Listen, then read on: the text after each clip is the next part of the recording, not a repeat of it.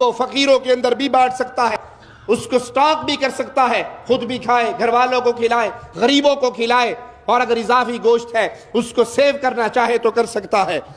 سیدہ عائشہ رضی اللہ عنہا سے امام مسلم روایت کرتے ہیں کہ نبی کریم نے فرمایا، میں نے تمہیں غریب، فقراء، مخلوق الحال لوگ، ان کی وجہ سے، ان کے آنے کی بنا پر 3 دن سے زیادہ گوشت ذخیرہ کرنے سے منع کیا تھا۔ 3 دن سے زیادہ اپنے گھر میں قربانی کا گوشت کوئی نہ رکھے۔ اس کی وجہ وہ فقیر لوگ جو آئے تھے وہ تھی۔ اب تم گوشت کھاؤ، اہل و عیال کو کھلاؤ، ذخیرہ کرو، فقراء میں بانٹو، اس کی اجازت ہے۔ صحیح بخاری میں پیارے حبیب محمد کریم صلی اللہ علیہ وسلم کا یہ فرمان موجود ہے۔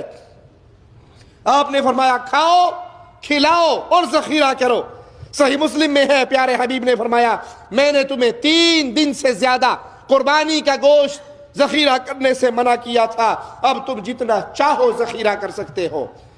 قربانی میں قصاب جو گوشت جانور ذبح کرنے کاٹنے آیا ہے، بطور اجرت قربانی کا گوشت اس کو نہیں دیا جا سکتا۔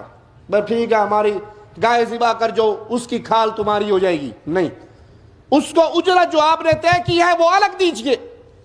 قربانی کے گوشت میں سے اس کو، ہاں اگر وہ قصائی مومن ہے، موحد ہے، مشرک نہیں ہے، نمازی ہے، بے نماز نہیں ہے، غریب ہے، تو فقیر ہونے کے ناطے اس کی مدد اس گوشت میں سے کی جا سکتی ہے۔